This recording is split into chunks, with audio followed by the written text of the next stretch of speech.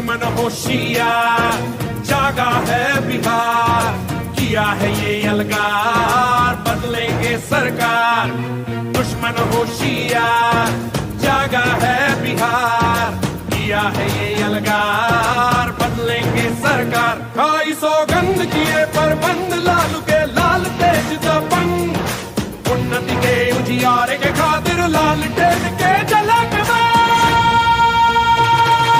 करे के बाद, लड़े के बाद, जीते के बाद, करे के बाद, लड़े के बाद, जीते के बाद। लालू जी के वचन लिए तेजस्वी संग चले के बाद, करे के बाद, लड़े के बाद, जीते के बाद, करे के बाद, लड़े के बाद, जीते के बाद। लालू जी के वचन लिए तेजस्वी संग चले के बाद।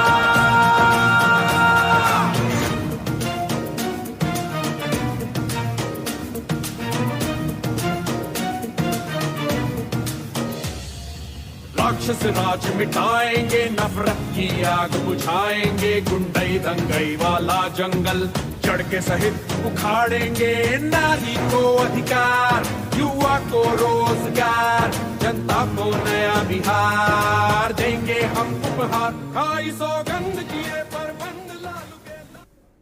नमस्कार, अभिवादन आपका। मैं दुर्गेंद्र चौहान हूं।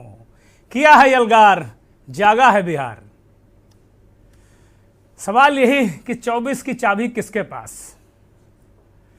2024 के चुनाव में देश की सबसे बड़ी पंचायत के लिए सरकार बनेगी और आखिर किसके बीच ये होगा, कौन से मुद्दे होंगे, कौन से चेहरे होंगे और कौन सी चालें चली जाएंगी। ये सवाल तरह तरह से पूछे जा रहे हैं और जवाब भी इसके तरह तरह से हैं। हर दिमाग में ये सवाल हैं और जवाब है। वह इन सवालों के अपने अपने हिसाब से लोग मतलब निकाल रहे हैं। आज का मंथन इसी सवाल के इर्द गिर्द कि आखिर 24 की चाबी किसके पास। क्योंकि आज नीतीश कुमार ने दिल्ली रवाना होने से पहले पटना में कहा कि ऐसा कोई ताला नहीं है जिसकी चाबी उनके पास नहीं है। क्या पिछले लोकसभा चुनावों की तरह इस बार भी मोदी मैजिक के सहारे भारतीय जनता पार्टी मैदान मार लेगी या फिर विपक्ष के पास कोई मैजिक की है। राजनीतिक विषाद पर चल रही चालों पर अगर गौर करें तो मोदी मैजिक को काटने के लिए बिहार के लाल नीतीश कुमार सामने आए हैं। नीतीश कुमार केसीआर, हेमंत सोरेन, लालू यादव और ममता बनर्जी के साथ साथ सोनिया गांधी से भी एक दौर बातचीत कर चुके हैं। राजनीतिक बादलों में विपक्ष के पोस्टर बॉय के तौर पर नीतीश कुमार का नाम लगभग फाइनल है। नीतीश इस बात को भी कह चुके हैं कि सभी तालों की चाबी उनके पास है, जैसा मैंने बताया। और 24 के चुनाव की चाबी वह रखते हैं मंथन पर। मंथन आज इसी मुद्दे पर हम कर रहे हैं कि क्या नीतीश कुमार 24 के महाभारत में अर्जुन की भूमिका में आएंगे, क्या नीतीश कुमार अर्जुन की भूमिका निभाएंगे। और मिशन 2024 को लेकर आज नीतीश कुमार की सवारी पटना से दिल्ली के लिए निकल पड़ी। ये जो आपने इस मंथन की शुरुआत में जो ये वीडियो देखा, ये वीडियो पटना का है जब वो लालू प्रसाद यादव से मिलने गए थे।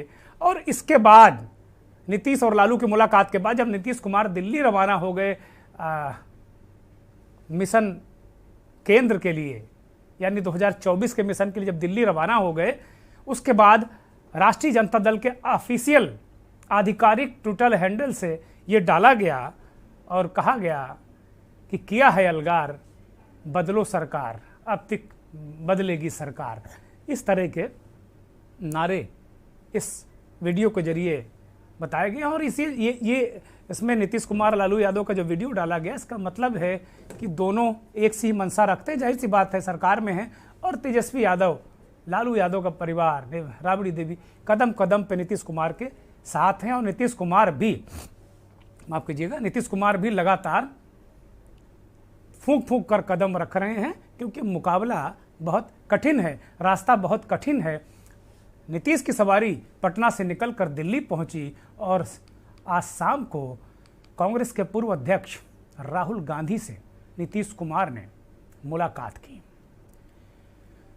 सूत्रों के मुताबिक ये मुलाकात करीब 40 मिनट तक चली और बहुत महत्वपूर्ण मसलों पर चर्चा हुई होगी ऐसा माना जा रहा है, क्योंकि उस मुलाकात में कोई तीसरा व्यक्ति नहीं था। 1-to-1 मुलाकात हुई राहुल गांधी और नीतीश कुमार की। जो वक्फा है, करीब 40 मिनट का जो वक्फा है, जो समय है, वो काफ़ी होता है राजनीतिक बातचीत करने के लिए। तो जाहिर सी बात है कि शुरुआती 2-4-5 मिनट में एक दूसरे के हालचाल पूछने के बाद नीतीश कुमार और राहुल गांधी ने राजनीति पर ही चर्चा की होगी। ये भी खबर आ रही है कि नीतीश कुमार जो बातें कह रहे हैं उसकी ध्वनि यही है कि वो नए सिरे से यूपीए को खड़ा करने जा रहे हैं और यूपीए को खड़ा करके वो एक नया विकल्प, एक विकल्प के तौर पर देश के सामने आना चाहते हैं और नरेंद्र मोदी को टक्कर देने की मंसूबे उन्होंने जरूर पाल रखे हैं। कितनी टक्कर दे पाते हैं ये देखना होगा। लेकिन 2 दिन पहले पटना में जेडीयू की राष्ट्रीय कार्यकारिणी की बैठक में नीतीश कुमार ने साफ कर दिया कि बिना कांग्रेस और बिना वामपंथियों के मोदी के खिलाफ एक मजबूत विकल्प खड़ा नहीं हो सकता। और राष्ट्रीय कार्यकारिणी में एक तरीके से इस पर सहमति भी जताई गई और एक मोहर भी लगी राष्ट्रीय कार्यकारिणी के। और इसके बाद लालू प्रसाद यादव से मुलाकात हुई। लगभग राजनीतिक विश्लेषक कह रहे हैं कि लगभग इसी एंगल पर, इसी टोन पर चर्चा हुई और अब आज राहुल गांधी से भी इसी टोन पर नीतीश कुमार की चर्चा हुई। अगले 3 दिनों तक, आज को छोड़कर 2 दिनों तक नीतीश कुमार दिल्ली में रहेंगे। इस दौरान वो दिल्ली के मुख्यमंत्री अरविंद केजरीवाल, एनसीपी के प्रमुख शरद पवार, सीपीएम नेता सीताराम येचुरी समेत कई बड़े विपक्षी नेताओं से मुलाकात करेंगे। नीतीश कुमार, जैसा कि मैंने पूरी कथा काया आपको बताई कि लालू से मुलाकात उन्होंने की और तमाम चीज़ें इस तरीके से रही। तो एक तरीके से राजनीतिक, नरेंद्र मोदी के खिलाफ एक राजनीतिक ताना बाना बुनने के लिए नीतीश कुमार को एक तरीके से आगे किया गया है। एक सवाल मेरे मन में आज आ रहा था, हमने अपने साथियों से डिस्कस भी किया कि भाई क्या नीतीश कुमार क्यों एक विकल्प बन सकते हैं, क्या नरेंद्र मोदी के खिलाफ वो कहीं ठहर पाएंगे? तो यही जवाब था कि नहीं, नीतीश कुमार और नरेंद्र मोदी, नीतीश कुमार 8 बार बिहार के चीफ मिनिस्टर रहे, नरेंद्र मोदी भी लंबे समय तक गुजरात के चीफ मिनिस्टर रहे। नरेंद्र मोदी की एक अच्छी छवि थी, इसी एक गुजरात मॉडल प्रस्तुत किया था। उसी तरीके से बिहार में उन्होंने सुशासन बाबू का तमगा हासिल किया, उन्होंने बिहार का अपराध मिटाया, एक अच्छा, और महिलाओं में खास तौर पर शराबबंदी एक बहुत बड़ा, इसको गुजरात में भी शराबबंदी है लेकिन वो महात्मा गांधी की जन्मस्थली कर्मस्थली होने के कारण वहाँ शराबबंदी है, लेकिन बिहार में नीतीश कुमार ने जिगरा दिखाया और शराबबंदी की।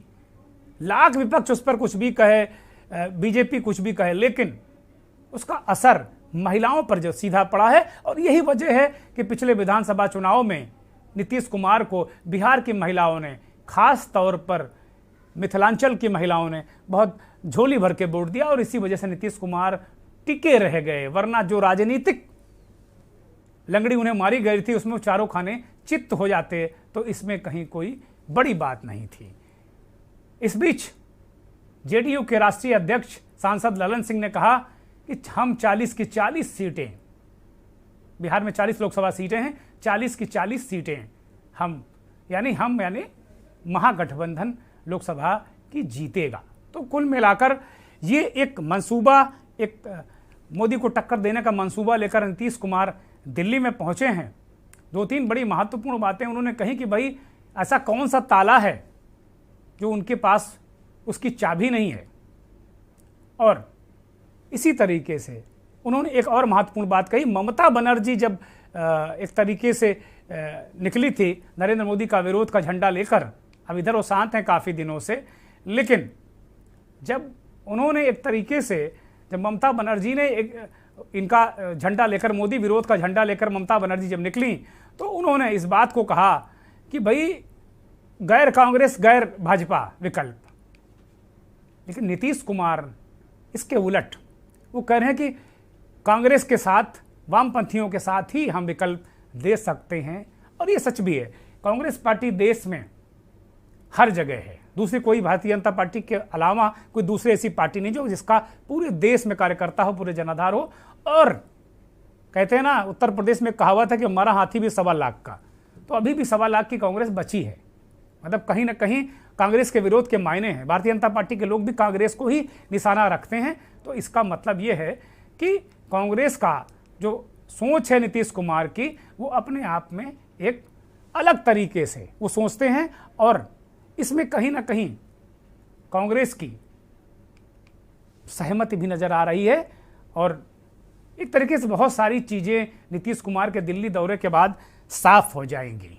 तो मंथन आज इसी पर हम करेंगे कि 24 की चाबी किसके पास है, और कांग्रेस और वामपंथियों के साथ गठबंधन के क्या मायने हैं, और कांग्रेस के गठबंधन में ना होने के क्या मायने हो सकते हैं। ये सब बहुत सारी चर्चा हम करेंगे। भारतीय जनता पार्टी के वरिष्ठ नेता ज्ञानेश्वर द्विवेदी हमारे साथ जुड़ गए हैं।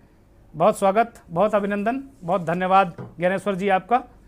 आरजेडी के उत्तर प्रदेश के अध्यक्ष अशोक सिंह जी जुड़ गए हैं। अशोक जी बहुत स्वागत, बहुत अभिनंदन, बहुत आभार हमारे दर्शकों को समय देने के लिए और के न्यूज़ को समय देने के लिए बहुत बहुत नमस्कार।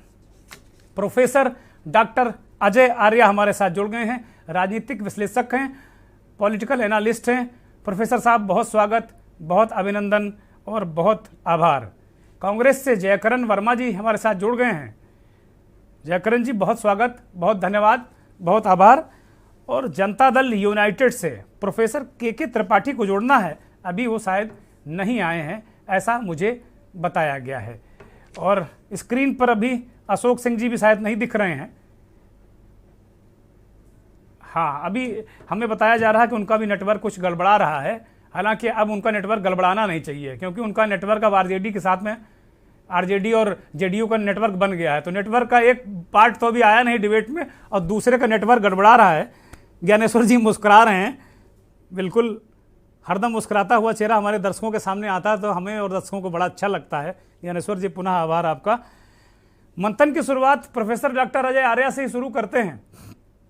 प्रोफेसर साहब, नीतीश कुमार कह रहे हैं कि भाई उनके पास सारे तालों की चाबी, ऐसी कौन सा ताला बना है जिसकी चाबी उनके पास नहीं है। और वो कह रहे हैं कि भाई राष्ट्रीय कार्यकारिणी में जेडीयू ने 2-3 दिन पहले जो पटना में कार्यकारिणी हुई, तो उन्होंने कह दिया कि भाई देखो भैया, बिना कांग्रेस और बिना वामपंथियों के मोदी के सामने खड़े होने की स्थिति में नहीं हो गए। अंदर की बात यही थी, क्योंकि मोदी जैसा बड़ा कद और टक्कर लेना इतना आसान नहीं है। और फिर ज्ञानेश्वर जैसे लोग, कार्यकर्ता जो मोदी के हैं, नेता हैं, तो बहुत कठिन है, बड़ी डगर। लेकिन वो कह रहे हैं कि असंभव नहीं है, कुछ भी हम कर सकते हैं।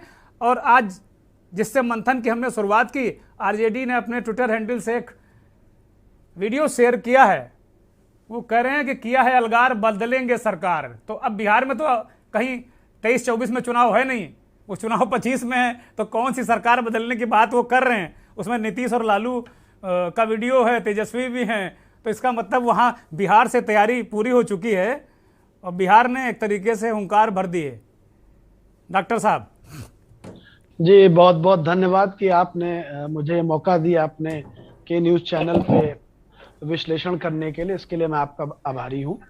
बड़ी अच्छी बात आपने कही कि 2024 में चेहरा कौन, क्या मोदी बनाम नीतीश होने जा रहा है या मोदी बनाम अन्य होने जा रहा है। पहले तो इसका कंफ्यूजन, जो भी भारतीय जनता पार्टी के खिलाफ या अपोजिशन में पार्टियां लड़ेंगी चुनाव, उनको पहली बात तो ये तय करना पड़ेगा कि किसके चेहरे पर आगे जाएंगे। अब एक चेहरे में कई चेहरे हैं, एक चेहरे के पीछे कई चेहरे हैं। इसलिए आपने देखा होगा कि हाल ही में 2-3 दिन पहले केसीआर और नीतीश कुमार जी में की प्रेस कॉन्फ्रेंस थी, तो कुछ प्रश्नों पर नीतीश कुमार जी भी असहज महसूस किए। बड़े नेता हैं, शब्दों का मतलब जानते हैं, वक्तव्यों का मतलब जानते हैं, इसलिए फूक फूक के कदम रख रहे हैं कि क्या कहा जाए और कहां रुका जाए। तो इसमें कोई दो राय नहीं। उसको बीजेपी ने काफी ट्रोल भी किया है। उसको उस वीडियो को, उठक बैठक वाला कुछ वीडियो था, उसको ट्रोल भी किया बीजेपी ने। जी नहीं, भारतीय जनता पार्टी के पास तो देखिए पूरा एक कुनबा है ट्रोलर्स का, और या कहिए कि सोशल मीडिया पे एक तरह से कब्जा है उनका। तो उसके खिलाफ भी आपको एक बड़ा बड़ी एक बड़ा सिस्टम बनाना पड़ेगा। लड़ाई इतनी सिंपल और आसान नहीं है। समझ लीजिए कि एक ऐसा रास्ता है कि जिसमें जाना तो आपको पता है, लेकिन उसमें कितने घुमाव हैं, कितने मोड़ हैं और कितने चौराहे हैं, ये अभी अभी अंदाजा नहीं है। समझ समझ लीजिए जिस तरह एनडीए बना, तो क्या यूपीए के अलावा कोई ऐसा कोई कुछ संगठन बनने की तरफ जा रहा है? मुझे तो अभी बनता दिख नहीं रहा है, क्योंकि कुछ भी प्रयास कर लें, केंद्र में तो हमें कांग्रेस के चारों तरफ ही ये सत्ता की चाबी घूमेगी। नीतीश कुमार के पास चाबी हो सकती है, वो तो वही बता पाएंगे उनके पास क्या चाबी है। लेकिन जो मैं समझ पा रहा हूं कि चूंकि नीतीश कुमार जी कुर्मी जात से आते हैं, और कुर्मी जात का पूरे ये पूर्वांचल में, उत्तर प्रदेश में, बिहार में, झारखंड के कुछ क्षेत्रों में और मध्य प्रदेश में ये हिंदी बेल्ट में एक दबदबा है। और अगर आप देखिए इन्हीं आर्थिक रूप से बड़े संपन्न लोग हैं, बड़े संपन्न हैं, बड़े स्वाभिमानी और संपन्न लोग हैं जी, मजबूत है, इनकी पकड़ है। और दूसरी तरफ ये लालू यादव जी के साथ मिले हुए हैं। अगर अखिलेश यादव भी इसमें मिल जाते हैं तो आप देखिए कुर्मी यादव का एक जबरदस्त गठजोड़ और क्रिएट होगा। तो ये टक्कर देंगे मोदी जी को। मोदी जी खुद अपने आप को बता चुके हैं कि मैं भी पिछड़ी जाति का आता हूं। तो ये लड़ाई मुझे कहीं ना कहीं जातिगत लड़ाई दिख रही है, मुद्दों से भटकती हुई नजर आएगी, ऐसा संभवतः मुझे लग रहा है। परंतु अगर दलित, मुस्लिम, ओबीसी और महिलाओं का ये गठजोड़ बन जाता है, अगर बन जाता है, और उधर से नवीन पटनायक को भी ले आते हैं, केसीआर भी शामिल हो जाते हैं, ममता जी भी शामिल हो जाती, अगर केजरीवाल जी भी शामिल हो जाते हैं और कांग्रेस को ये लोग साथ रख लेते हैं, तो ये एक बहुत बड़ा गठबंधन तैयार हो जाएगा, जिससे पार पाना संभवतः भारतीय जनता पार्टी के एग्जिस्टिंग सेटअप में मुश्किल हो सकता है। जी अरे जी, आपने बड़ी महत्वपूर्ण बातें कही, लेकिन निश्चित तौर पर बिल्कुल ठीक है। मुझे लगता है ये जो एक कॉम्बिनेशन है संयुक्त विपक्ष का, ये इसीलिए आगे बढ़ता नजर आ रहा है क्योंकि नीतीश कुमार बड़े मजे हुए खिलाड़ी हैं राजनीति के। 8 बार वो चीफ मिनिस्टर रह चुके हैं, मतलब 8वीं बार हैं वो, और 5 बार सांसद, विधायक, ये मिला के सब, 2 बार मंत्री। तो बड़े परिपक्व नेता हैं और उनकी एक इमेज भी है राष्ट्रीय राजनीति में भी और बिहार में भी, इसमें कहीं कोई संदेह नहीं। निंदा करने पर उतर आए तो किसी भगवान की भी निंदा करने में बहुत सारे बिंदु मिल जाएंगे, लेकिन कहीं ना कहीं वो मजबूत विकल्प के तौर पर उठ सकते हैं। आप जैसे नरेंद्र मोदी ने अपने मुख्यमंत्रित्व के कार्यकाल में बहुत अच्छा काम किया, गुजरात मॉडल के रूप में पूरे देश में उन्होंने एक नई हवा बनाई, उसी तरह नीतीश कुमार भी। मुझे लगता है कि नीतीश कुमार के अलावा कोई और चेहरा नरेंद्र मोदी के बराबर आसपास कहीं खड़ा नहीं होता। हालांकि ये सब महीने में, 2 महीने में, 3 महीने में परसेप्शन बनता है और बहुत कुछ कहानियां पलट जाती हैं। ये इस तरह के जो चुनावी तंत्र सिस्टम बड़ा अलग हो चुका है। लेकिन आपने बड़ी महत्वपूर्ण बात कही कि ममता बनर्जी और केजरीवाल तो खुद ही कह रहे हैं कि भाई बीजेपी बनाम केजरीवाल, उनकी पार्टी के लोग यही बात कह रहे हैं कि बीजेपी बनाम केजरीवाल। आज कम से कम मुझे केजरीवाल के पार्टी के प्रतिनिधि बुलाना चाहिए था। ये आज मुझे लगता है इसकी आवश्यकता मुझे महसूस हो रही है कि वो केजरीवाल बनाम मोदी या केजरीवाल बनाम बीजेपी बनाम आप, ये इस तरह की बातें उनके साथी ध्वनित कर रहे हैं। आज संजय सिंह को मैं सुन रहा था, वो कह रहे थे कि भाई आम आदमी पार्टी देश की चौथी ऐसी पार्टी है जो 2 राज्यों में जिसकी सरकार है। ये अपने आप में वो इस तरह चीज़ों को प्रस्तुत कर रहे थे। वो कह रहे थे भाई गुजरात में इसीलिए हमारे ऊपर छापे बवाल सब चल रहा है यहाँ पर दिल्ली में, कि गुजरात में हम पेनेट्रेट कर रहे हैं, इनकी हालत ख़राब है। अन्य राज्यों में बहुत सारे अलग अलग डायमेंशन हैं। लेकिन नीतीश कुमार कल दिल्ली में मिल रहे हैं केजरीवाल से भी और सीताराम येचुरी से भी और तमाम शरद पवार से, तमाम नेताओं से मिल रहे हैं। राहुल गांधी से अभी मुलाकात थोड़ी देर पहले शाम को हुई, 40 मिनट तक दोनों नेता रहे। जाहिर सी बात है आर्या जी, खान पान, स्वास्थ्य, राज्य के हाल 10 मिनट से ज़्यादा तो लगता नहीं है। उसके बाद फिर दोनों लोग क्या कर रहे होंगे? नीतीश कुमार जी का ऐसा दांव वो चल देंगे, किसी को यकीन नहीं होगा। भारतीय जनता पार्टी के साथ गठबंधन की सरकार अच्छी खासी चल रही थी और अचानक उन्होंने भारतीय जनता पार्टी को इतना देश में असहज कर दिया कि भारतीय जनता पार्टी का एक भी नेता 1 दिन से या 2 दिन से ज्यादा उनके खिलाफ बोल नहीं पाया।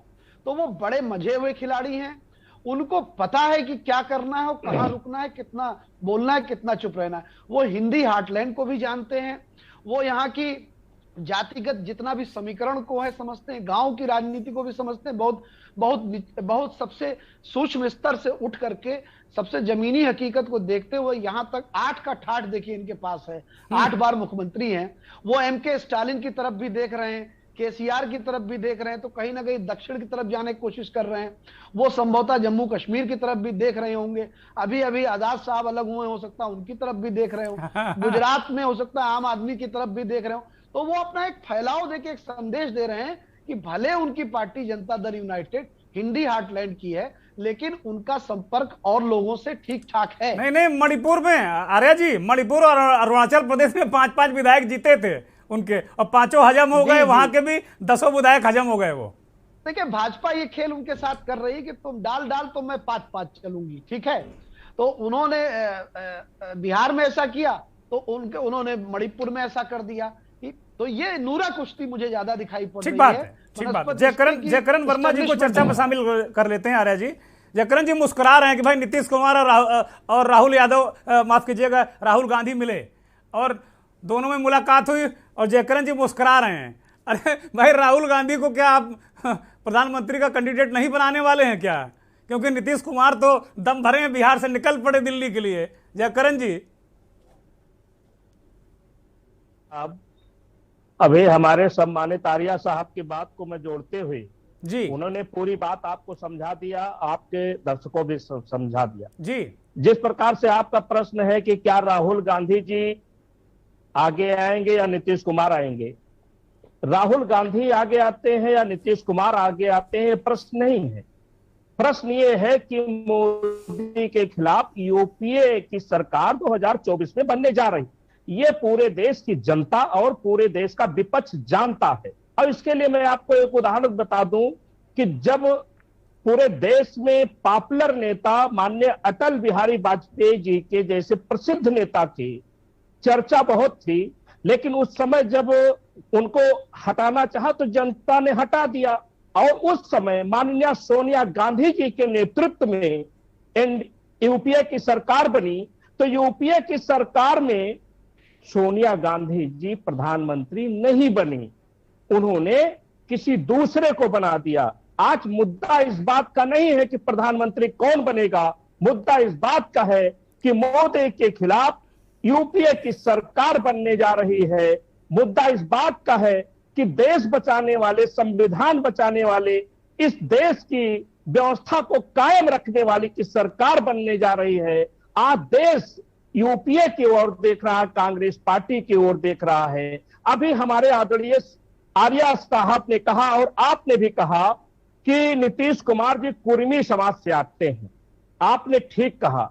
चौहान साहब, मैं आपको बता दूं, कुर्मी समाज पूरे भारत देश में बहुत भारी संख्या में जाना जाता है, और कुर्मी समाज की एक खासियत है कि कुर्मी समाज के साथ पिछड़ा ही नहीं, दलित भी बहुत अच्छे से जोड़ता है, अल्पसंख्यक भी बहुत अच्छे से जोड़ता है, क्योंकि कुर्मी समाज का स्वभाव जो होता है वो बहुत ही सरल होता है, दूसरे को सम्मान देने का काम करता है, दूसरे को साथ लेकर चलने का काम करता है।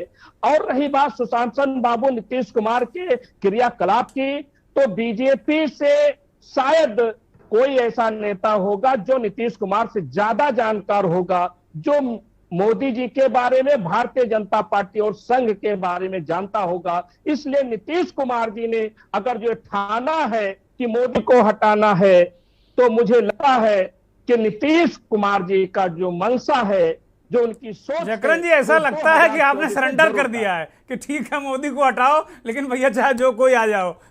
ऐसा लग रहा है। नहीं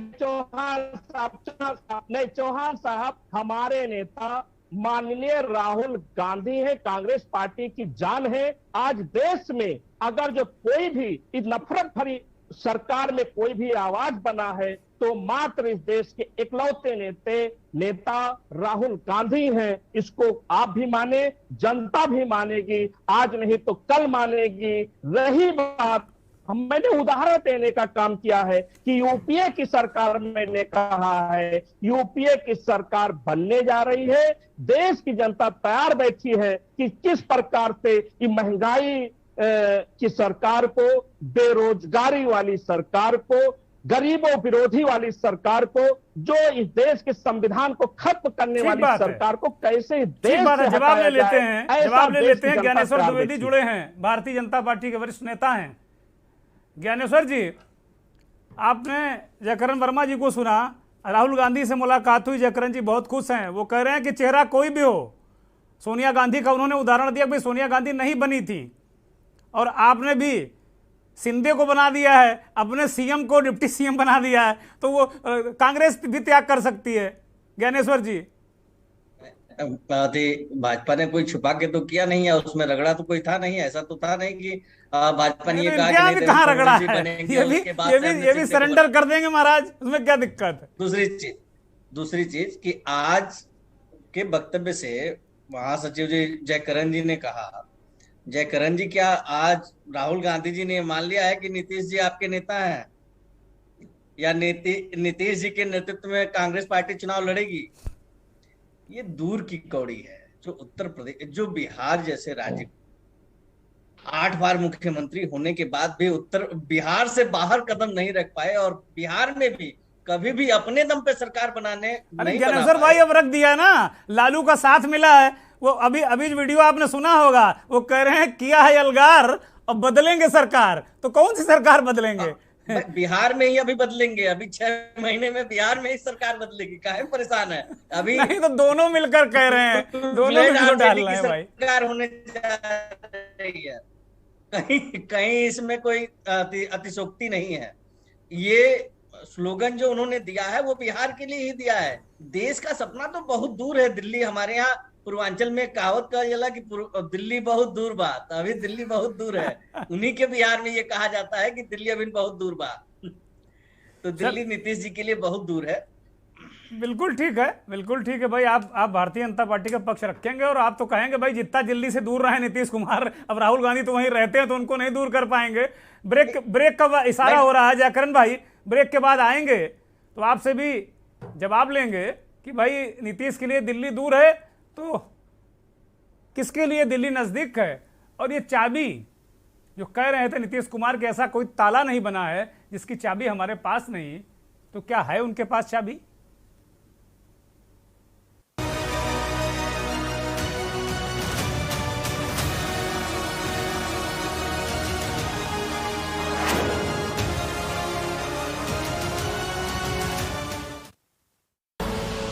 आप देख रहे हैं के न्यूज, खबरों का सारथी। देखें कौन नया खिलाड़ी आया है, समझा देते हैं, प्यार से समझाएंगे। ये तो अपनी जुबान है। जुबान एक हो तो दिल भी एक होने चाहिए। विमल बोलो जुबान केसरी। गोल्डी हिंग का तड़का लगे तो सभी दबा के खाते हैं। गोल्डी हिंग, कण कण में जान। Servocon Energy Efficient Transformers, India's fastest growing transformer manufacturer and exporter, up to 50 MVA. Servocon, रखे सब कंट्रोल में। मस्त मस्त मस्त मस्त मस्त है, बड़े मस्त है, टेस्ट में भी लज्जत है। बावर्ची की सोया बड़ी बड़ी मस्त है। बावर्ची न्यूट्री सोया बड़ी, इसमें है हाई प्रोटीन जो खाने को बनाए एक हेल्थी डाइट, और टेस्ट में बड़े मस्त है। देखें कौन नया खिलाड़ी आया है, समझा देते हैं, प्यार से समझाएंगे। ये तो अपनी जुबान है। जुबान एक हो तो दिल भी एक होने चाहिए। विमल बोलो जुबान केसरी। आप देख रहे हैं के न्यूज, खबरों का सारथी।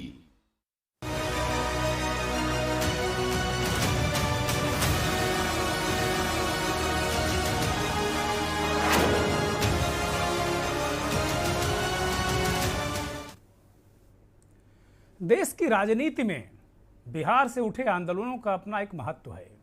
चाहे वो जेपी या लोहिया का आंदोलन हो, चाहे जेपी का आंदोलन हो या लोहिया के क्रांति, मोदी के उदय में भी बिहार का जो गांधी मैदान है पटना, उसे अलग नहीं किया जा सकता।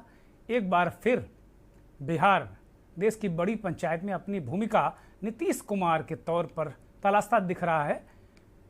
बिहार अब की बार बिहारी की सरकार, ये एक परसेप्शन वहाँ बनाने की कोशिश की जा रही है और कुल मिलाकर एक कहा जा रहा है कि भाई अब तक बिहार से कोई प्रधानमंत्री नहीं हुआ। ये बहुत सारे इशूज़ वहाँ हैं और बिहारी के नाम पर ये बात कही जा रही है कि भाई बिहारी स्वाभिमान को जगाया जा रहा है और ये कोशिश है कि बिहार में एक अच्छा खासा सीटों का अमाउंट अगर ये लोग लेकर जाते हैं तो बीजेपी के लिए बड़ी चुनौती खड़ी करेंगे। बहुत सारे सवाल ब्रेक से पहले भी उठे, उसमें यह भी हुआ कि क्या राहुल गांधी सरेंडर कर देंगे। भारतीय जनता पार्टी के प्रवक्ता ने इस बात को बहुत पुरजोर तरीके से कहा कि अभी दिल्ली दूर है। तो क्या वास्तव में दिल्ली दूर है? कांग्रेस पार्टी के नेता जयकरण वर्मा जी हमारे साथ जुड़े हुए हैं। जयकरण जी, बीजेपी के प्रवक्ता द्विवेदी जी ने कह दिया कि भाई दिल्ली बहुत दूर है, अब राहुल गांधी दिल्ली में रहते हैं वो बात दीगर है, वो अब उनको तो नहीं है वहां से हटा सकते हम, लेकिन नीतीश कुमार को बिहार से दिल्ली आने में भी दिक्कतें हैं, दिल्ली दूर है। मैं इतना कहना चाहता हूं जी कि देखिए, माननीय मोदी जी ने जब गुजरात मॉडल पेश किया तो एक झूठा मॉडल उन्होंने देश को गुमराह करने का काम किया। उन्होंने मिट्टी को, भूसी को अच्छे पैकेट बना करके उन्होंने देश को बेचने का काम किया अच्छे रेट में, मैं इतना कह सकता हूं। और गुजरात मॉडल की सच्चाई आज दुनिया के सामने है, देश के सामने है। आज मोदी जी गुजरात मॉडल के नाम पर या पूरी भारतीय जनता पार्टी गुजरात मॉडल के नाम पर कोई चर्चा या वोट नहीं मांगती। अभी आपने एक बात कहा था कि मोदी जी भी पिछड़ी जात के हैं। चौहान साहब, मैं बड़ी ही जिम्मेदारी के साथ कह सकता हूं, मोदी जी पिछड़ी जात के नहीं हो सकते, हो ही नहीं सकते, क्योंकि पिछड़ी जात का आदमी बहुत ही निष्ठा, ईमानदार से काम करता है। कोई देश में किसी भी संस्थान को बेचने का काम नहीं कर सकता, इस देश को बर्बाद करने का काम नहीं कर सकता, इस देश को किसी भी तरीके से झुकने का काम नहीं कर सकता। पिछड़े वर्ग का काम ही है कि लोगों के सम्मान में, कोयला नहीं बेचा है, कॉमनवेल्थ घोटाला नहीं किया है, लोगों के सम्मान में। मैं आपके बीच में नहीं बोल रहा था, थोड़ा समय दीजिएगा क्योंकि थोड़ा डिबेट अच्छी नहीं होती। आप अपने गलत तरह से लेके जा रहे हैं, इस वजह से टोकना आवश्यक है। ज्ञानेश्वर भाई, अभी आपकी बारी आएगी, उनको कहने दिए, फिर आप काउंटर कीजिएगा। चौहान साहब, मेरा इतना कहना था कि देखिए, माननीय मोदी जी ने जिस प्रकार से अच्छे दिनों का लॉलीपॉप दे करके आज पूरे देश को गर्त में डालने का काम किया। मजदूरों की आज ये स्थिति है कि अभी तक किसान आत्महत्या करते थे देश में, अब मजदूर भी आत्महत्या करने लगे। बेरोजगारों की क्या स्थिति है आपसे चौहान साहब छुपी नहीं है। किसानों की क्या स्थिति है चौहान साहब आपसे छुपी नहीं है। इस देश में संविधान को कितने लोग धज्जियां उड़ाने में जुटे हैं, उसको खत्म करना चाहते हैं, आपसे छुपी नहीं है। हमारा देश संविधान से चलता है। कुछ लोग चौहान साहब पूछते हैं कि कांग्रेस की विचारधारा क्या है, तो उनको समझना चाहिए कांग्रेस की विचारधारा संविधान है। संविधान का ही जो सोच है वही कांग्रेस की विचारधारा है। हम सबको एक गुलदस्ते में सजाकर चलना चाहते हैं, ना कोई छोटा हो सकता है ना कोई बड़ा हो सकता है। ये देश को जिस प्रकार से तमाम हमारे बलिदान, जयकरण भाई आपकी सोच बड़ी अच्छी है, इसमें कहीं कोई संदेह नहीं है, विचारधारा भी अच्छी है। आप अपने आप को आजकल सेकुलर पार्टी बहुत कम नेता आपके भी कहने लगे हैं, क्योंकि अब सेकुलर कहना बहुत बड़ा बवाल हो गया है कि जो सेकुलर कहे बीजेपी वाले उसको दौड़ा लेते हैं, भैया हमसे सेकुलर नहीं चाहिए हमको, बिल्कुल।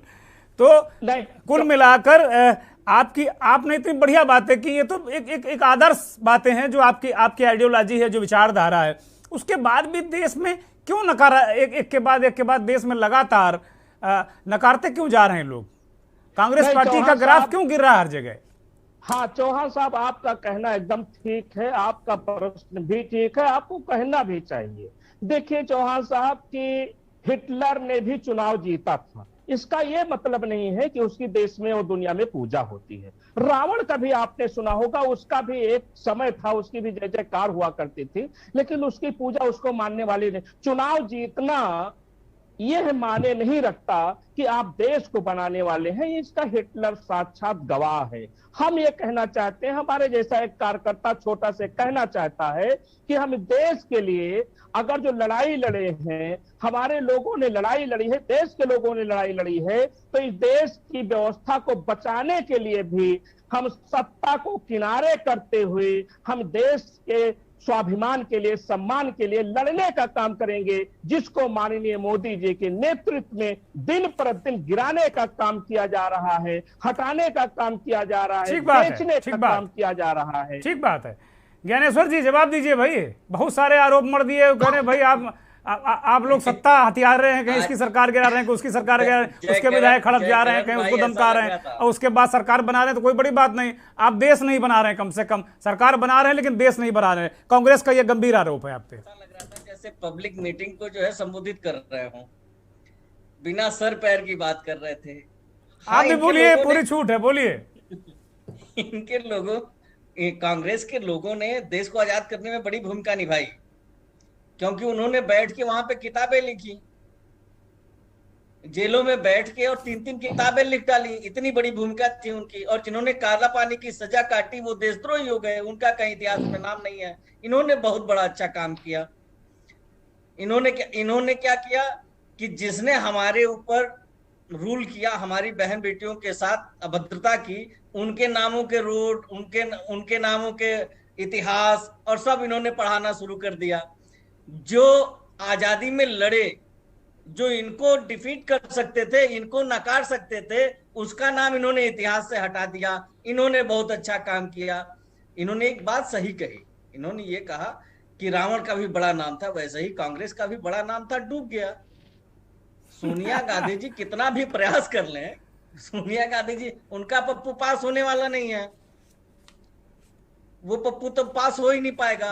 अब यहाँ पे सिर्फ परिवार तंत्र नहीं चलेगा, राजतंत्र नहीं चलेगा, लोकतंत्र चलेगा। जनता जिसको चुनेगी वो उस देश का प्रधानमंत्री होगा, इस प्रदेश का मुख्यमंत्री होगा। बोलिए जयकरण जी, राजतंत्र नहीं चलेगा। अबे देखिए, गांधी तंत्र, राहुल गांधी का तंत्र नहीं चलेगा। चौहान साहब, ज्ञानेश्वर भाई की निराशा साफ जाहिर है।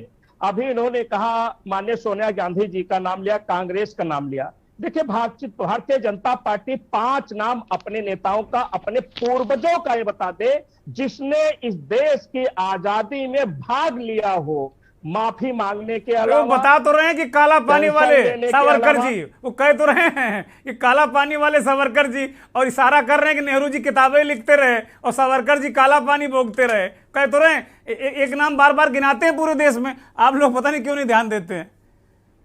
आप चौहान साहब, बुलबुल पर बैठकर जो लोग देश के लिए काम कर रहे हो, इससे दुर्भाग्य की बात क्या है, मनगढ़ंत कहानियां कर रहे। देश कांग्रेस की आप बात करते हो, जिस कांग्रेस ने बहुत से बलिदान दिया हो, मां बेटे का बलिदान दिया हो, आपने नाखून कटाने का काम नहीं किया।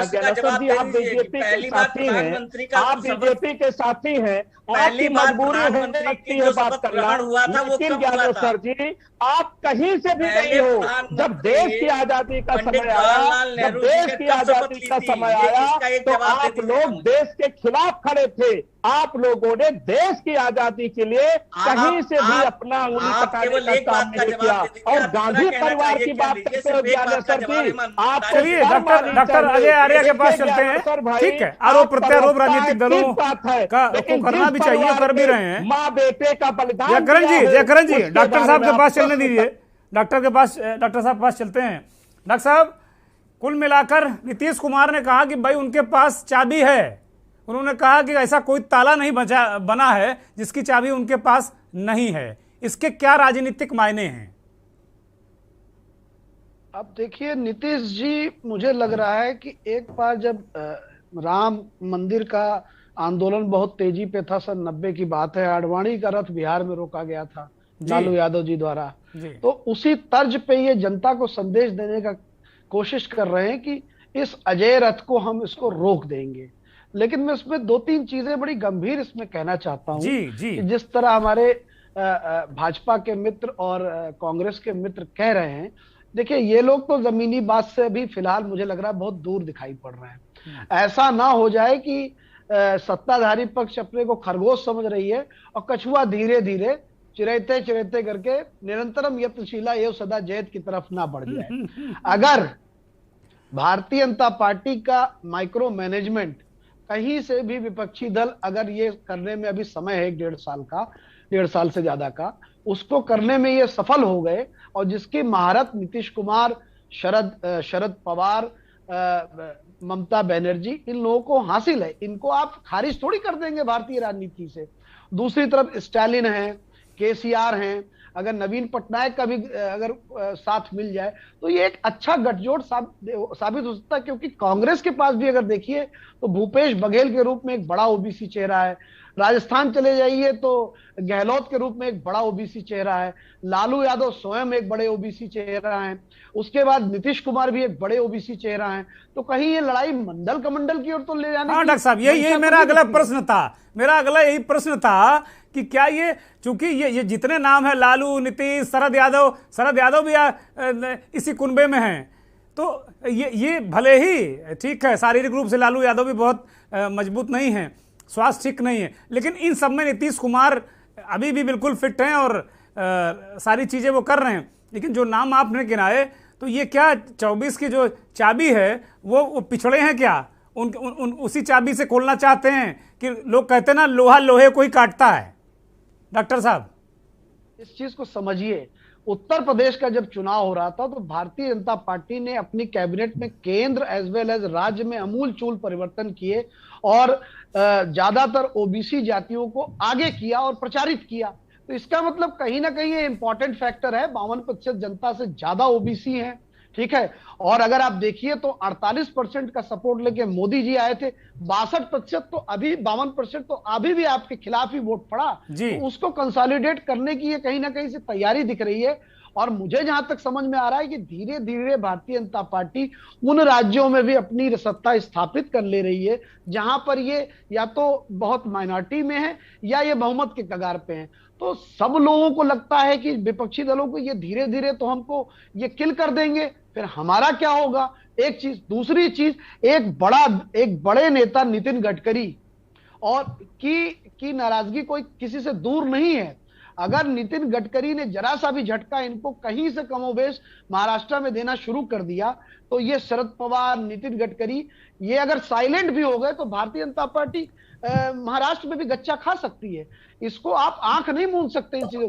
केरल में आप देखिए यूडीएफ एलडीएफ है, उसी प्रकार तमिलनाडु में भारतीय जनता पार्टी नहीं, कर्नाटक में येदियुरप्पा के ऊपर तमाम आरोप हैं, उनको वो लेके आए तो कहीं ना कहीं बीजेपी। हाँ, ये बड़ा फैक्टर है डॉक्टर साहब, ये बड़ा फैक्टर है कि येदियुरप्पा जिनको किनारे कर दिया गया था कि भाई आप बूढ़े हो गए और जाओ आडवाणी जी की बगल में बैठ जाओ, लेकिन उसके बाद उनको लेकर आए क्योंकि लिंगायतों ने ये बता दिया कि आप चाहे जितने लोगों को दूसरों को बना दो। इन्होंने कोशिश की, कई लिंगायत मठों में इनके नेताओं ने अपना दस्तक दी, माथा टेका, लेकिन वहां से एक संदेश आया कि येदियुरप्पा जहां कहेंगे वही पार्टी उनकी है, या जहां वो होंगे वहीं वोट पड़ेगा। डॉक्टर साहब, कहना चाहूंगा भारतीय जनता पार्टी में अंदर खाने सब कुछ ठीक नहीं है।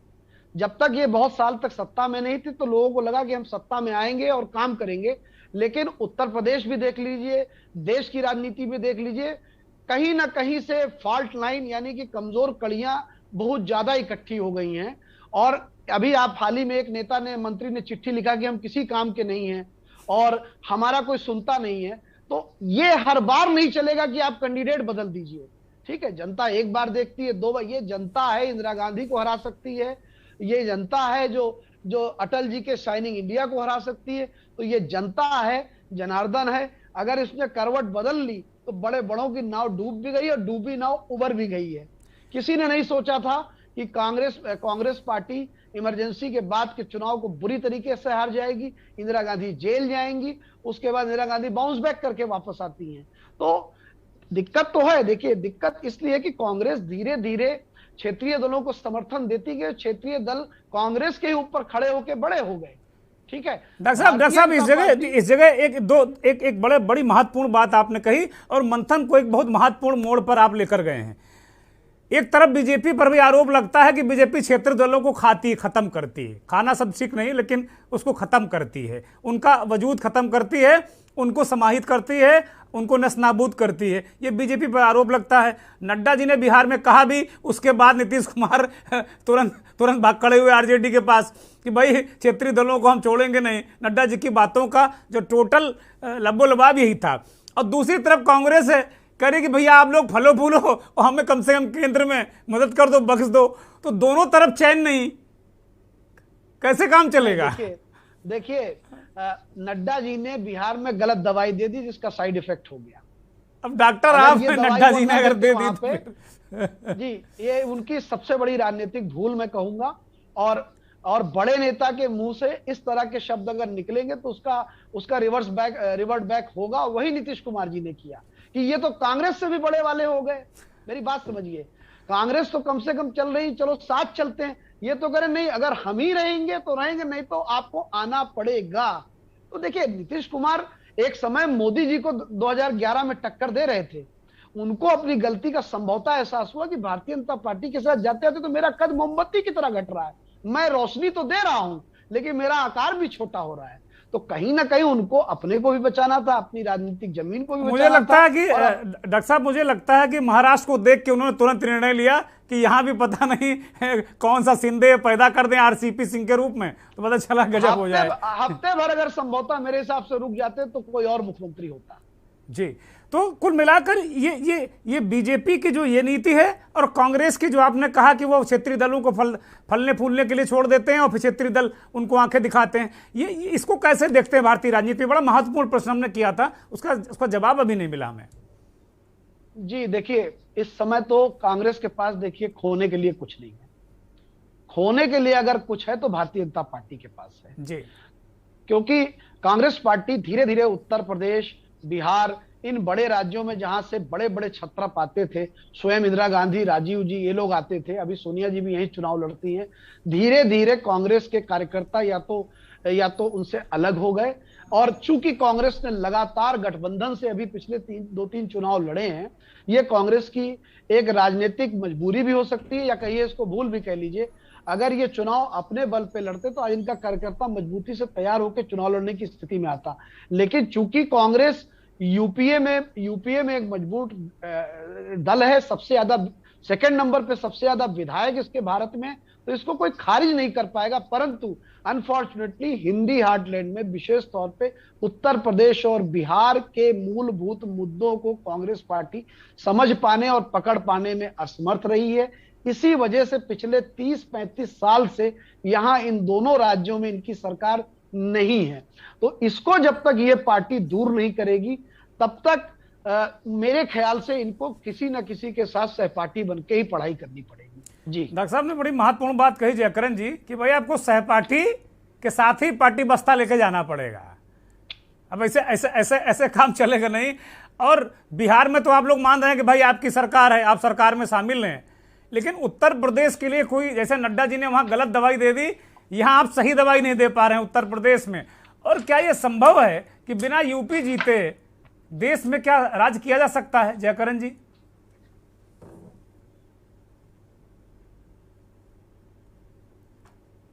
अनम्यूट करिए। चौहान साहब, अभी डॉक्टर साहब ने बहुत अच्छी बात की, उनकी बातों का मैं समर्थन करते हुए अपनी बात रखना चाहूंगा।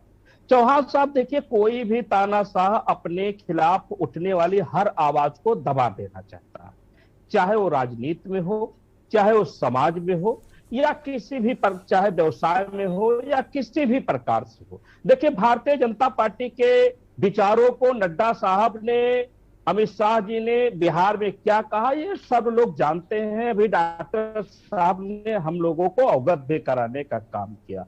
कांग्रेस पार्टी हर दल को, हर व्यक्ति को, हर जात बिरादरी को, अमीर गरीब को, व्यवसायी को, हर दल, हर व्यक्ति को साथ लेकर चलना चाहती है। कांग्रेस पार्टी का यह मुद्दा नहीं है कि हम ही राजा हैं, क्योंकि कांग्रेस पार्टी तानाशाही जैसी बर्ताव नहीं करती है।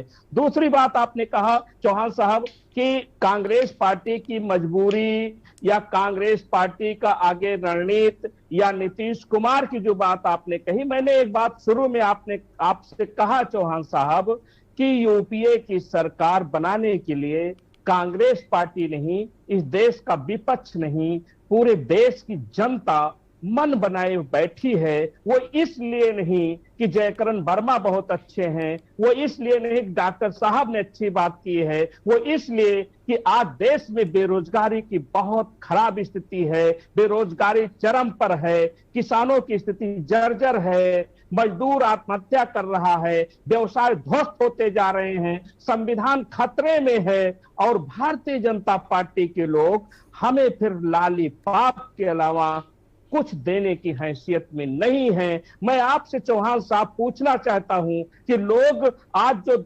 भारतीय जनता पार्टी की गलत नीतियों के खिलाफ आवाज उठाते हैं, उसको भाजपा देशद्रोही कहती है। चौहान साहब, आप बड़े ही अनुभवी पत्रकार हैं, मैं आपसे पूछना चाहता हूं, आपके माध्यम से पूछना चाहता हूं कि जयकरण वर्मा देशद्रोही कैसे हो सकता है? मैं तो देश के लिए समर्पण कर दिया हूं, देश के लिए अपना जीवन कुर्बान कर दिया हूं। अगर जो हम ही देशद्रोही हैं तो माननीय मोदी जी ने, जिसको इस देश की जनता ने अपने टैक्स से बनाने का काम किया, सरकार ने बनाने का काम किया, जिसको मोदी जी ने बेचने का काम किया, बर्बाद करने का काम किया, नष्ट करने का काम किया, तो माननीय मोदी जी के लिए कौन सा शब्द देश की जनता प्रयोग करे? चौहान साहब, मैं आपसे जानना चाहता हूं। मेरे हिसाब से कि वह लोग देशद्रोही नहीं है जो देश को बचाना चाहते हैं, वो लोग देशद्रोही हैं जो इस देश को बेचकर इस देश को नष्ट करना चाहते हैं, और हम दो हमारे दो को सिर्फ पनपाना चाहते हैं, विदेशी ताकतों के हाथ में खेलना चाहते हैं, मीडिया के हाथ में खेलना चाहते हैं। ऐसा मेरा प्रश्न है, अगर जो आप बताएंगे या भाजपा के साथी बताएंगे तो ज्यादा नहीं। इसका जवाब भारतीय जनता पार्टी के लोग देंगे। इतने सारे आरोपों का मेरे पास जवाब नहीं भैया। ये ज्ञानेश्वर जी दें जवाब। बड़ी लंबी चौड़ी लिस्ट आपने दे दी। कहिए ज्ञानेश्वर जी भी फाइनल कमेंट के लिए डॉक्टर साहब के पास जाते हैं। भ्रष्टाचारी कौन है ये तो इनको अपना मूल्यांकन खुद करना चाहिए। जिसका राष्ट्रीय अध्यक्ष और पूर्व राष्ट्रीय अध्यक्ष दोनों भ्रष्टाचार के केस में बेल पे है। जब इनके पास ये जनता के मुद्दों के लिए कभी अपने सांसदों विधायकों को बुला के प्रदर्शन नहीं कराएंगे, लेकिन जब इनके राष्ट्रीय अध्यक्ष और पूर्व राष्ट्रीय अध्यक्ष से ईडी पूछताछ के लिए बुलाएगी तो पूरे देश से कार्यकर्ताओं का, विधायकों का आह्वान किया जाएगा दिल्ली में धरना प्रदर्शन के लिए। महंगाई है तो महंगाई के मुद्दे पे रोड पे आइए। विपक्ष का यही काम है ना कि अगर महंगाई है तो उस मुद्दे पे आप रोड पे आइए, प्रदर्शन करिए। आप तो अपने नेता को बचाने के लिए ईडी का घेराव करेंगे, सीबीआई का घेराव करेंगे कि असलियत खुल के सामने ना आए, आपका नेता गिरफ्तार। ज्ञानेश्वर जी कल आए थे भाई, राहुल गांधी कल आए थे और उन्होंने महंगाई पर हमला किया है। उसके बाद अमित शाह जी गुजरात गए तो उन्होंने कहा कि भाई युवाओं, राहुल गांधी तुम्हें बरगला रहा है, उनके चक्कर में मत आओ। कह रहे हैं अमित शाह जी को लगा ना कि भाई राहुल गांधी कुछ ना कुछ तो 1-2% असर डाल रहे हैं, इसीलिए टिप्पणी की उन्होंने। वैसे भी देश की जनता जो है न कांग्रेस पे विश्वास करती है न राहुल गांधी जी पे विश्वास करती है। तो ये तो अननेसेसरी का एक टॉपिक है कि राहुल गांधी जी कुछ करेंगे। वो पप्पू थे, पप्पू हैं और पप्पू ही रहे। ना आप लोग पप्पू कह नहीं रहे हो, आपने कहना छोड़ दिया है, उसका भी कोई असर पड़ा है। अब कोई नहीं कह रहा, बहुत दिनों बाद आपके मुंह से हमने सुना है। जयकरण जी जल्दी से 40 सेकंड में जयकरण जी। दूसरी चीज गठबंधन विपक्षी एकता पहले हो जाए, पहले उसमें से एक नाम कोई निकल के आए तो कि केसीआर जी होंगे, कि स्टालिन जी होंगे, कि उद्धव जी होंगे, कि सोनिया जी होंगी, कि राहुल जी होंगे। अब कौन होगा कि अखिलेश जी होंगे? ठीक बात है। अहम सवाल जयकरण जी ये बता दीजिए, इनका सवाल है कि भाई आप आपस में तय कर लो, फिर मोदी से लड़ना। ये बहुत आगे की चर्चा होगी, ये बहुत आगे की चर्चा होगी। अभी तो बिहार जो है बचा हुआ है, और जो नारा आज आपने सुना है वो बिहार के लिए ही था। बिहार में ही 6 महीने में सरकार परिवर्तित होने वाली है। बड़े आसान्वित हैं ज्ञानेश्वर जी कि फिर इनकी सरकार में आ जाएंगे। जयकरण जी नहीं चौहान साहब बस 20 सेकंड दूंगा, बस माफी के साथ में 20 सेकंड। डॉक्टर साहब के पास जाना, फाइनल कमेंट जी। ज्ञानेश्वर जी, मैं बड़ी जिम्मेदारी के साथ सोचता हूं कि बीजेपी के कोई भी प्रवक्ता इस समय टीवी डिबेट पर बैठ करके दिल पर हाथ सही बात नहीं कह पाते, उनकी मजबूरी है। रही बात राहुल गांधी जी को, कुछ भी कह ले, कुछ भी कह ले, लेकिन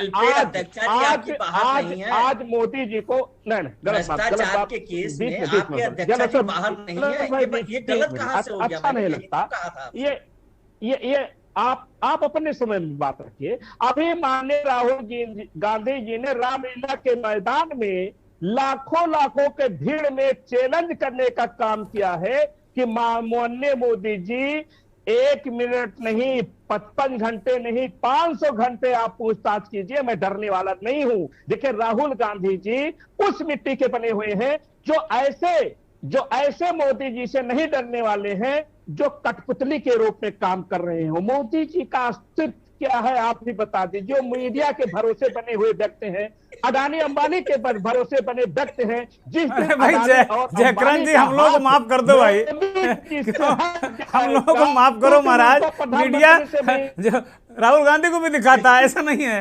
और जब वो ये तो होता है। अडानी अंबानी का हाथ हटते ही प्रधानमंत्री का पद स्वतः चला जाएगा, ऐसा देश भी चलिए ठीक है, हम भी जानते हैं, ठीक है जयकरण जी, जानते हैं जयकरण जी, ठीक है, आ गई पूरी बात आपकी। डॉक्टर आर्या साहब के पास चलते हैं फाइनल कमेंट के लिए। आर्या साहब, अभी जो इस पूरे मंथन का जो सार निकला वो यही है कि ज्ञानेश्वर जी कह रहे हैं बहुत दूर की कौड़ी है, अभी पहले अपना चेहरा ये तय कर लें। और जयकरण जी ने कह दिया कि भाई अब ठीक है यूपीए में है, और त्याग की कांग्रेस की उन्होंने परंपरा भी गिनाई कि सोनिया गांधी ने त्याग कर दिया, उससे पहले बहुत सारे लोगों ने त्याग कर दिया। तो ये क्या अब क्या फाइनल कमेंट है आपकी अंतिम टिप्पणी क्या होगी? 2 बातें मैं केवल कहूंगा जी। कांग्रेस के प्रवक्ता और भारतीय जनता पार्टी अपनी लिखी लिखाई और रटी रटाई लाइनों पे ही चल रहे हैं जी, ठीक है। जैसा इनको निर्देश है, जिसका ऐसा इनको आदेश होगा, ठीक है। दोनों ही लोग एक मजे हुए दोनों पार्टियां राजनेता की तरह बिहेव कर रही हैं, पार्टी की तरह, कि अगर आप बच्चों को पढ़ा ना सके तो कंफ्यूज कर दें ताकि बच्चा सवाल ना पूछ पाए, ठीक है। भारतीय जनता पार्टी को यह कहना सूट कर रहा है कि फिलहाल इनके लिए दूर की कौड़ी है, और कांग्रेस को कहने के लिए यह सूट कर रहा है कि कांग्रेस समावेशी राजनीति करती है, ठीक है। अगर भारतीय जनता पार्टी ये नहीं करेगी तो जो नीतीश कुमार जी ने किया उसमें वो सक्सेसफुल होते देखेंगे, और अगर कांग्रेस ये जो कह रही है कि हम समावेशी राजनीति हैं, तो जो ये बड़ा घटक बनाने का कोशिश कर रहे हैं वो छिटक सकते हैं। लेकिन महत्वपूर्ण बात यह है कि पिछले 6 वर्षों से मैं जो देख पा रहा हूं, पिछले 6 वर्षों से भारतीय जनता पार्टी खेल का मैदान फिट करती थी, सेट करती थी, और विपक्षियों को खेल खिलाती थी कि अब तुम इस गेंद पे खेलो। बहुत साल बाद, लगभग 6 साल बाद दिखाई पड़ा कि नीतीश। चलिए, लग रहा है कि संपर्क तकनीकी व्यवधान के कारण मुझे लगता है कि आवाज नहीं डॉक्टर साहब पहुंच रही। डॉक्टर साहब, आपकी आवाज दर्शकों तक नहीं पहुंच रही है, आप अनम्यूट करिए अपने आप को, मुझे लगता है कुछ तकनीकी व्यवधान है। बोलिए, आवाज आ रही मेरी? बोलिए आ गई। हाँ, बहुत दिनों बाद ये देखने को मिला है कि सोनिया गांधी जी ने फोन किया और नीतीश जी से बात की और सरकार गिरा दी, तो अब इसकी बैटिंग शुरू हो गई। तो कहीं ना कहीं से नीतीश जी चाह रहे हैं कि एक लाइन खींचे, भारतीय जनता पार्टी उसको बिगाड़ने पर लगी। क्यों? क्योंकि भारतीय जनता पार्टी नहीं चाहती कि ओबीसी के चेहरे एकजुट हों और ये लड़ाई मंडल और कमंडल की तरफ चढ़ी जाए, क्योंकि हिंदुत्व के कार्ड पे या सनातन के कार्ड पे, विकास के कार्ड पे बीजेपी अच्छा खेल रही है। अगर ऐसे ही खेलती रही तो वाकई में विपक्षी दलों के लिए दूर बीजेपी को हराना बहुत मुश्किल होगा। बहुत बहुत शुक्रिया डॉक्टर साहब, आपने बड़ी महत्वपूर्ण बात कही। बहुत बहुत शुक्रिया, बहुत बहुत आभार आपका। ज्ञानेश्वर भाई, आपका भी बहुत धन्यवाद। और वर्मा जी, जयकरण वर्मा जी हमारे साथ जुड़े थे, उनका भी बहुत बहुत धन्यवाद। कांग्रेस के वरिष्ठ नेता डॉक्टर अजय आर्य राजनीतिक विश्लेषक, बहुत मजे हुए राजनीतिक विश्लेषक हैं। उन्होंने इस बात को एक नया एंगल दिया कि शायद 2024 का लोकसभा चुनाव मंडल वर्सेस कमंडल के बीच होने वाली स्थिति बन जाए। अगर विपक्ष के सारे ओबीसी नेता, चाहे वो कांग्रेस के हों, चाहे जेडीयू हो, चाहे आरजेडी हो, पूरे देश के नेता अगर एक छत्र के नीचे आ गए, एक छत्र के नीचे आ गए, एक छतरी के नीचे आ गए, तो ये मंडल बनाम कमंडल हो जाएगा। और अकेले कमंडल पर लड़ना भारतीय जनता पार्टी के लिए बहुत मुश्किल हो जाएगा। उसके लिए मुश्किलें पहाड़ की तरह हो जाएंगी। अब मंथन में वक्त हो चला है चलते चलते का, और चलते चलते में भी आपको एक ऐसी ही राजनीतिक तस्वीर के साथ छोड़ जाएंगे। मिर्जापुर के कार्यक्रम में केंद्रीय मंत्री और वहाँ की सांसद अनुप्रिया पटेल अपने आप को रोक नहीं पाई। फिर क्या था, गाना गाने लगी। ये गाना भी ऐसा कि उसमें सावन का जिक्र है। ये महीना भादों का चल रहा है, और अगर भादों में कोई सावन का जिक्र करे तो राजनीति में इसके भी इशारे हैं, इसके भी मायने हैं। मुझे इजाज़त दीजिए और गाना सुनिए, खुद समझिए और खुद तय कर लीजिए कि क्या इशारा है और क्या संदेश। बहुत बहुत धन्यवाद। नमस्कार।